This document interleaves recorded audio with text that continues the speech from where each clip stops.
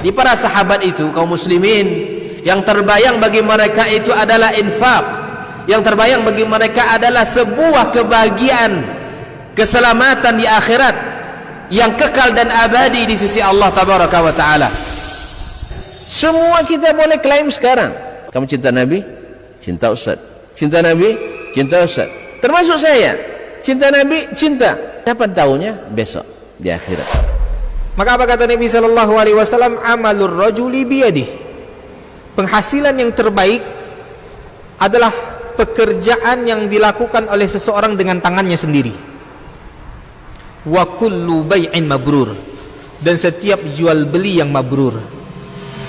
Ini aktivitas ini membantu saya di akhirat atau akan menyulitkan saya di akhirat? Kalau seandainya perbuatan itu ternyata akan menyulitkan kita di akhirat kelak, tinggalkan perbuatan itu. Ya ayyuhalladzina amanu taqullaha haqqa tuqatih wa la tamutunna illa wa antum muslimun. Bapak-bapak dan ibu-ibu, saudara dan saudari, serta adik-adik dan anak-anak, jemaah salat Isya dan Tarawih di Masjid Akramun Nas Universitas Riau, yang saya muliakan, yang saya hormati, yang saya cintai. Yang besar tak sebut gelar, yang kecil tak hafal namanya. Alhamdulillah, dengan izin Allah dan taufik darinya, masuk hari ke malam ke-6. Iya, rasanya baru 2 hari kita puasa. Subhanallah, tak terasa, tak terasanya ini nikmat luar biasa. Sebentar lagi raya pula. Subhanallah. Oleh itu mari kita bersyukur kepadanya atas taufik yang diberikannya. Tentu kita berharap dengan sebesar-besar harap bahwasanya yang lalu mudah-mudahan diterima dan disimpan dengan rapi oleh Allah SWT di langit, dan yang akan datang semoga kita mendapatkan bagian yang besar pula. Mudah-mudahan semakin hari semakin bersemangat kita. InsyaAllah jemaah salat tarawihnya, jemaah semakin bertambah maju sapnya. Iya, ma'asyiral kiram dirahmati Allah SWT, waktu dibatasi, tidak panjang-panjang, hanya sampai selesai. Ya betul lah. Baik. Ma'asyiral kiram dirahmati Allah, mari kita bersyukur. Mudah-mudahan nikmat yang sudah kita dapat semakin Allah tambah lagi berlipat-lipat. Ma'asyiral kiram yang dirahmati Allah SWT, selawat dan salam kepada baginda Rasulullah sallallahu alaihi wasallam yang kita cintai, yang kita hormati dan ta'zim, yang kita ikuti dan teladani. Cinta kepadanya adalah bahagia, cinta kepadanya adalah selamat di dunia sampai akhirat. Mudah-mudahan majlis kita selalu penuh dengan ucapan selawat dan salam kepadanya, kerana itu adalah doa yang paling cepat dikabulkan Allah. Man shalla alayya salatan sallallahu biha alaihi asyrah. Siapa yang salat kepadaku 1 kali, Allah langsung balas selawat kepadanya 10 kali. Seolah-olah kita minta kepada Allah 10 kali, Allahumma ghfirli, Allahumma arhamni, ya Allah ampuni aku, ya Allah rahmati aku. Hanya dengan 1 kali selawat. Maka ini selawat termasuk min jawami' ad-du'a, doa yang jami', yang mengandung, yang singkat, padat, ringkas, luas. Oleh itu perbanyaklah selalu berselawat dan salam kepada Rasulullah sallallahu alaihi wasallam. Ini baru mukaddimah sudah 5 menit. Subhanallah. Kaum muslimin, saya coba dalam tempo yang sesingkat-singkatnya ya, tentang masjid sebagai media perekat umat. Ini judul Masya Allah, hebat sekali yang buat ini. Yang pengurus yang buat ini, bukan saya. Tapi tak tahu isinya apa lebih hebat, tak tahu, tengok aja nanti. Masyaallah kiram, kami melihat selama saya tidak begitu lama di Arab Saudi, hanya lebih kurang 15 tahun. Di sana bila developer ingin membangun perumahan, biasanya masjid sudah berdiri dulu sebelum tanahnya laku. Jadi masjid dulu dibangun atas biaya sendiri oleh developer. Bukan kalau kita dah ada pasum dah bagus tuh. Ini enggak, masjid selesai dengan fasilitas yang lengkap. Kemudian listrik alirannya dah masuk, aliran air dah masuk, instalasi air dah masuk, termasuk telepon. Aspal jalannya sudah selesai. Tapi yang menarik di sini adalah masjid dibangun sebelum perumahan dibangun. Kita alhamdulillah dah lapuk pula rumah tu. Masjid belum juga, masih sedekah tengah jalan juga, masih belum selesai masjidnya. Musallahnya kadang tak ada. Pas dibangun musalla berbantah pula jemaah. Ma'asyarul kiram dirahmati Allah. Dari mana mereka dapat ini kaum muslimin? Tak lain dan tak bukan adalah dari baginda Rasulullah sallallahu alaihi wasallam. Nabi ketika datang ke Madinah atas izin dan perintah yang maha memerintah Allah subhanahu wa ta'ala. Nabi ke Madinah bukan atas keinginan sendiri, izin resmi dari Allah subhanahu wa ta'ala.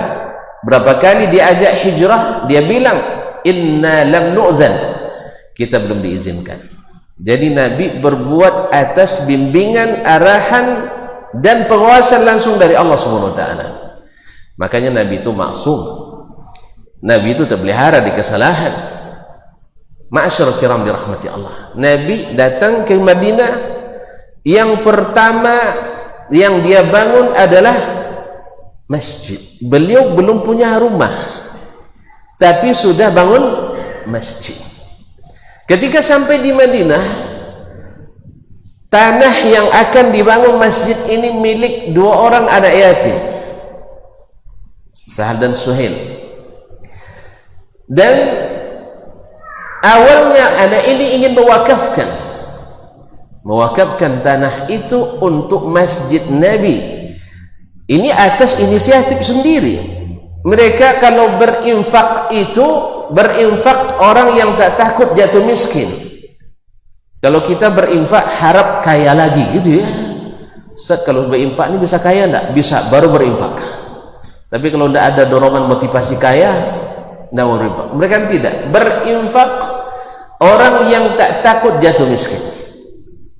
Singkat cerita, karena waktu dibatasi, ini bukan salah saya nih, salah panitia. Ma'asyarul kiram dirahmati Allah. Singkat cerita, Nabi tidak mau tanah ini kecuali beliau sendiri yang beli. Apa sebab? Nabi ingin menjaga hati kaum muslimin.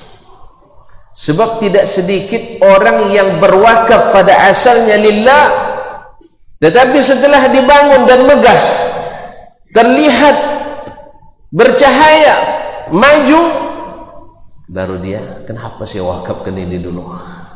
Yang kedua, nanti dia duit dah ada begini, ini tanah saya dulu, ini saya yang bangun dan sebagainya.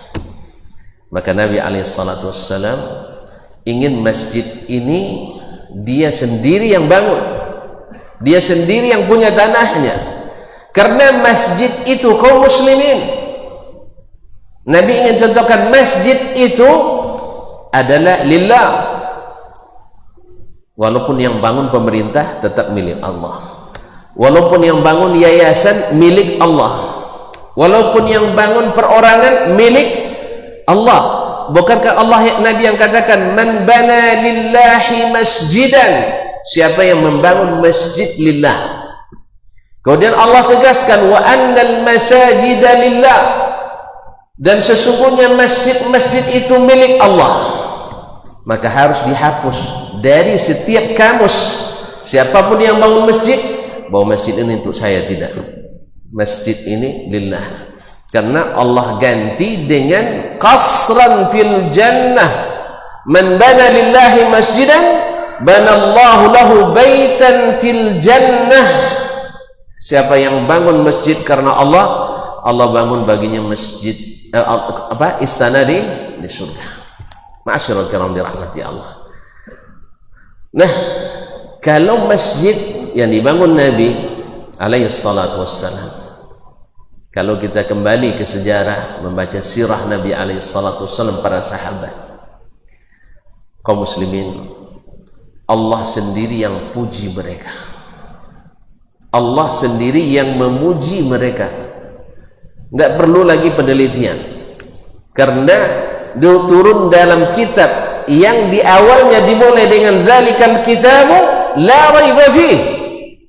Tapi nak meneliti silakan juga, karena sudah terbukti bahwa mereka bukan lagi seperti kata Ja'far bin Muhammad As-Sadiq, cucu Nabi alaihi salatu wasallam di angkatan kelima, ketika bertanya kepada seorang pemuda, atau ketika ditanya oleh seorang pemuda, bagaimana seorang pemuda sejati itu ya Syekh, man fata innakum? Syekh kembali bertanya, wa kaifal fata indakum, bagaimana yang disebut pemuda sejati menurut kalian? Dijawab oleh anak muda tersebut, al fata indana man idza u'tiya syakar wa idza muni'a sabar. Kalau yang laki-laki sejati menurut kami itu adalah siapa yang diberi pandai berterima kasih, dan bila tidak diberi pandai bersabar. Syekh tersenyum, kalau begitu hakadzal kilabu indana, itu baru perangai anjing-anjing tempat kami. Bila diberi berterima kasih tidak sabar. Subhanallah, padahal sudah bagus ya, diberi berterima kasih, tidak diberi bersabar. Ternyata ada yang lebih tinggi. Dan inilah didikan Nabi. Di mana dididiknya? Di masjid. Apa? Al-fata indana, yang disebut dengan al-fata indana, pemuda sejati menurut kami, laki-laki sejati. Laki-laki punya selera ya? Pria punya. Laki-laki sejati itu adalah man idza u'tiya athar, siapa yang bila diberi dia mendahulukan saudara yang lain. Wa idza muni'a syakar, bila tidak diberi tetap berterima kasih. Inilah yang dijalin oleh Nabi alaihi salatu wassalam ketika sampai di Madinah. Sampai-sampai mereka jangankan berbagi harta, berbagi jiwa, berbagi istri pun mereka siap. Seperti kisah As-Sa'd bin Rabi' Al-Ansari bersama Abdurrahman bin Auf radhiyallahu taala anhu, yang masyhur itu ketika dipersaudarakan mereka oleh Nabi alaihi salatu wassalam, dia bilang, wahai saudaraku, inna limra'ataini, saya punya dua orang istri, panzur ila a'jabihima ilaik, silakan lihat mana yang paling kamu sukai. Antum punya istri berapa, Ustaz? Punya istri berapa? Satu aja? Atau juga belum? Baru satu, kasihan. Miskin juga sama kita. Baik. Saya punya dua orang istri. Silahkan lihat siapa yang paling kau kagumi di antara keduanya, nanti saya ceraikan sampai iddahnya kau nikah dengannya. Kalau itu kan masih gampang ya. Ini tidak tambah lagi, innali hadiqataini au haitaini, saya punya 2 kebun korma, lihat mana yang kau suka, ambil salah satunya. Kalau kita punya 2 istri, ambil yang tua ya, karena perangainya Masya Allah katanya. Saya dah lama juga dah lepas gitu. Kaum muslimin dan muslimat dirahmati Allah SWT. Nah, tetapi beginilah Abdurrahman ibn Auf yang ditawarin. Ini kan sangat menggiurkan Pak. Dapat istri, dapat sumber penghidupan. Ya kan? Orang kan paling risau menjelang menikah itu kan takut. Dan cari makan di mana nih? Enggak, ada sumbernya langsung. Dan terkenal kebunnya. Apa jawaban Abdurrahman ketika mendapatkan tawaran yang begitu menggiurkan? Dia sebut apa jawabannya? Barakallahu laka fi malika wa ahlika. Semoga Allah memberkahi harta dan keluargamu. Tapi tunjukkan saya jalan ke pasar. Nah, kalau begini kaum muslimin antara saudara dengan saudara, ini ikhlas memperhatikan, ini ikhlas mempertimbangkan. Ya tak? Ini ikhlas memberi, ini ikhlas melepas. Kita belum lagi ditawarin sudah. Dan minta-minta, diminta pun dah dikasih. Yang satu tamak, yang satu kedekut. Bertemulah dua-duanya, akhirnya berbantah kita. Mereka tidak, wa yu'thiruna ala anfusihim walau kana bihim khasasah. Mereka adalah mendahulukan saudaranya sendiri sekalipun mereka sebenarnya dalam kesulitan. Nah, di mana mereka dididik oleh Nabi alaihi salatu wassalam? Dididik di dalam masjid. Disinilah tempat mereka dipadukan oleh Nabi alaihi salatu wassalam atas izin Allah tabaraka wa ta'ala. Karena sesungguhnya kaum muslimin, seperti kata Nabi alaihi salatu wassalam, al-arwahu junudun mujannadah. Ruh itu, arwah kita ini, ruh kita itu seperti tentara yang terlatih. Ma ta'arafa minha i'talaf wa ma tanakara minha ikhtalaf. Bila sama-sama ini, sama-sama mengenali, dia akan saling dekat. Dan bila tidak saling mengenali, dia akan saling mengingkari. Maka seringnya sahabat Nabi alaihi salatu wassalam bersamai oleh Nabi alaihi salatu wassalam di dalam masjid radhiyallahu ta'ala anhum ajma'in. Dan kaum muslimin, di dalam masjid ini adab-adab masjid dididik bagaimana seorang muslim tidak boleh menyakiti muslim yang lain. Misalnya, ketika masuk masjid, tak boleh membawa senjata. Senjata apa? Tak boleh membawa senjata. Senjata api atau senjata tajam?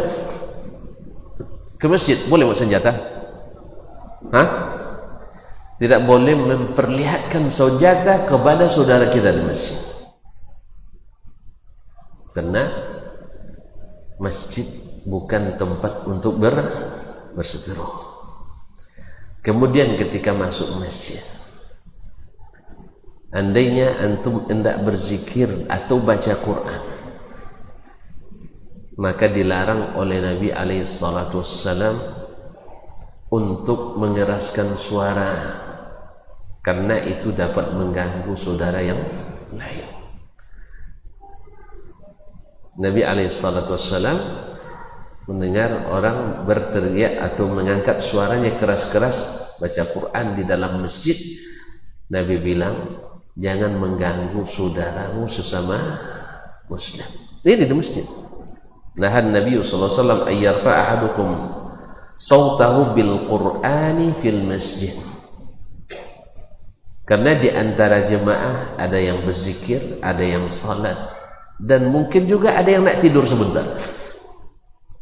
Maka dalam ibadah pun kita tidak boleh mengganggu masjid. Kemudian masuk salat kita, jangan sampai datang dalam keadaan beraroma yang mengganggu orang yang salat di samping kita. Nabi alaihi salatu wassalam melarang orang yang habis makan yang berbau seperti kucai atau bawang merah, bawang daun dan sebagainya, apalagi apa namanya ini? Rokok namanya. Wah, Pak, terus terang begitu, vulgar sekali. Nah, apalagi? Karena Nabi katakan innal malaikata tata'adza mimma yata'adza ibnu Adam. Sesungguhnya malaikat tersakiti oleh sesuatu yang menyebabkan Bani Adam tersakiti. Alhamdulillah hari ini tidak ada lagi asbak rokok di masjidnya. Oh, dulu masa-masa kami dulu, masa kami tua dulu ya. Rata-rata di masjid-masjid kampung tuh setiap tiang ini ada asbak rokok. Ustadz mulai ceramah itu mulai memetik abad. Karena ustadznya juga alhamdulillah juga ya tentu diikuti oleh jemaah. Untung ada AC alhamdulillah sekarang. Jadi ada alasan untuk membatasi. Kalau tidak ada AC payah juga membatasinya kaum muslimin dan muslimat. Ini semua haram katanya.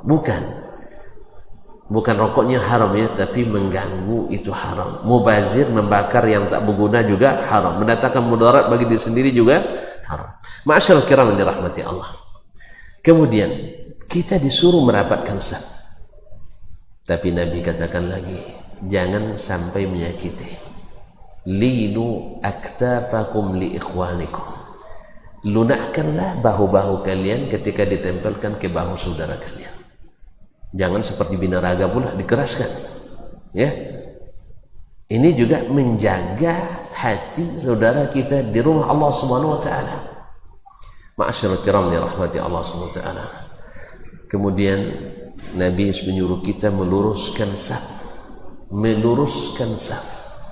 La tusawwunna as-sufuf aw la yukhalifanna Allahu baina qulubikum.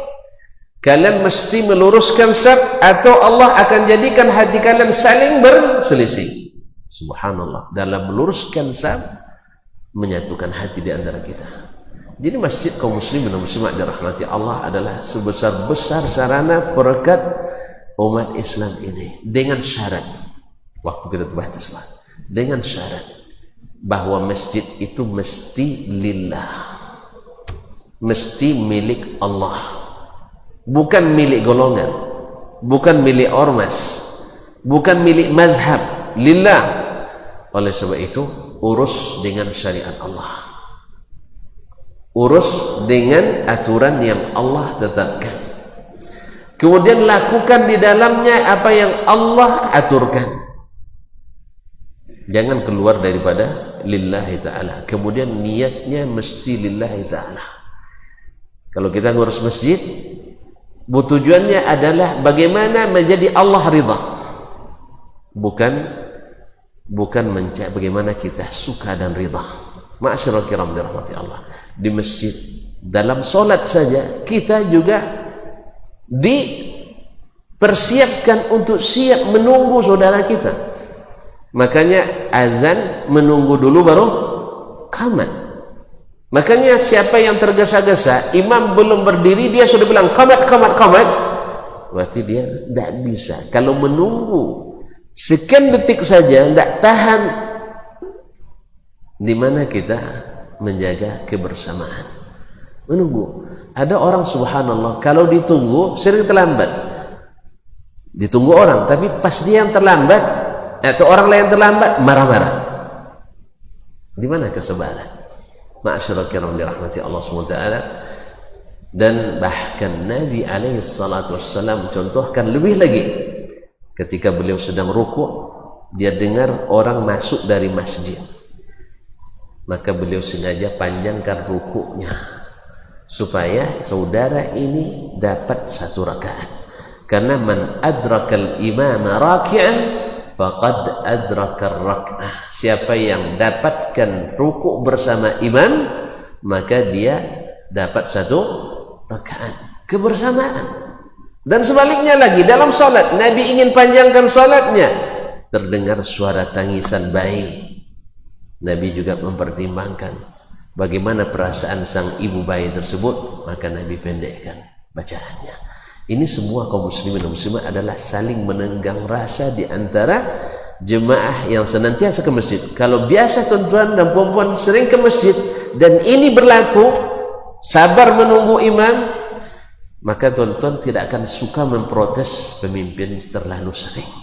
Tapi kalau di masjid aja tidak berani, tidak sabar menunggu imam, yang hanya terlambat berapa menit ya, berlama menit saja terlambat, tidak sabar menunggu. Bagaimana dengan pemimpin yang zalim? Tentu tuan-tuan lebih tidak sabar lagi untuk tidak memberikan protes kepadanya.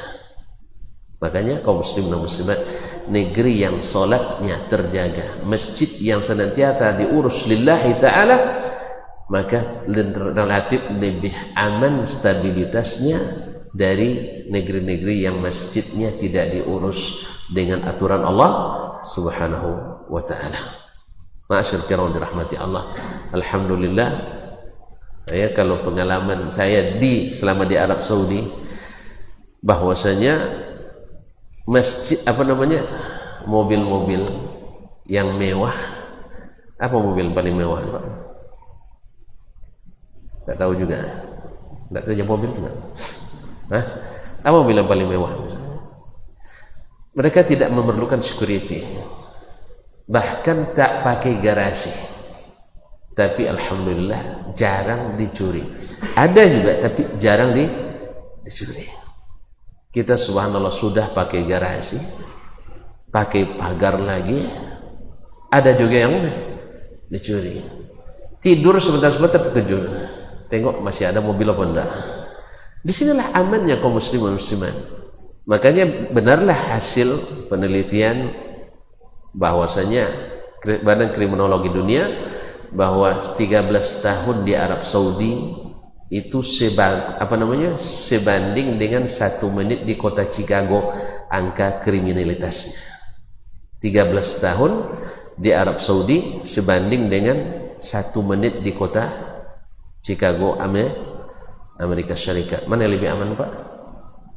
Mana lebih aman? 13 tahun berapa menit? Nengok ke atas. 13 tahun berapa menit? Ustaz, 1 menit berapa? 1 jam berapa menit?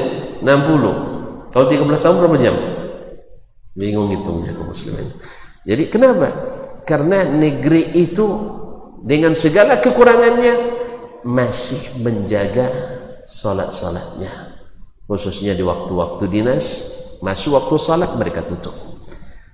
Makanya sebenarnya membuka emas atau menutup kerjaan kita di waktu salat itu sebenarnya menghemat biaya keamanan pemerintahan kita. Tapi ini yang belum putus kajinya oleh kita Pak sampai sekarang ini.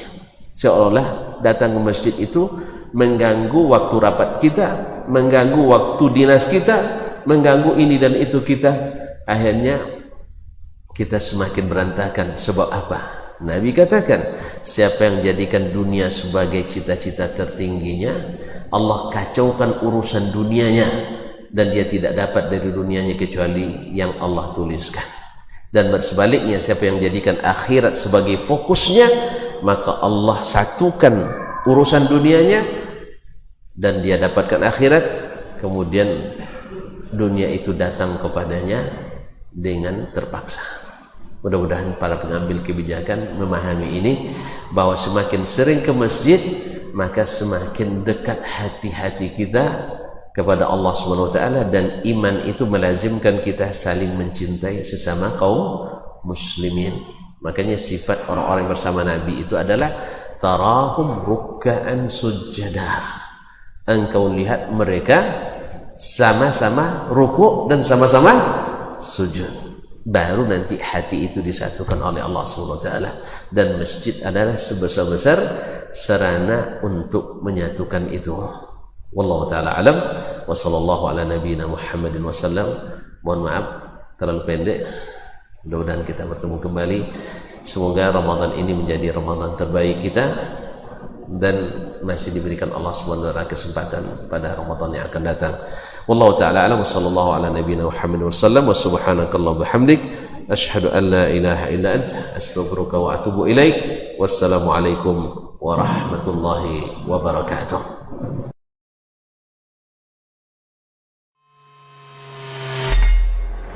Di para sahabat itu, kaum muslimin, yang terbayang bagi mereka itu adalah infak, yang terbayang bagi mereka adalah sebuah kebahagiaan, keselamatan di akhirat yang kekal dan abadi di sisi Allah tabaraka wa taala. Semua kita boleh klaim sekarang. Kamu cinta Nabi? Cinta Ustaz. Cinta Nabi? Cinta Ustaz. Termasuk saya. Cinta Nabi? Cinta. Kapan tahunya? Besok di akhirat. Maka apa kata Nabi sallallahu alaihi wasallam? Amalur rajuli biyadih. Penghasilan yang terbaik adalah pekerjaan yang dilakukan oleh seseorang dengan tangannya sendiri. Wa kullu bai'in mabrur. Dan setiap jual beli yang mabrur. Ini aktivitas ini membantu saya di akhirat atau akan menyulitkan saya di akhirat. Kalau seandainya perbuatan itu ternyata akan menyulitkan kita di akhirat kelak, tinggalkan perbuatan itu.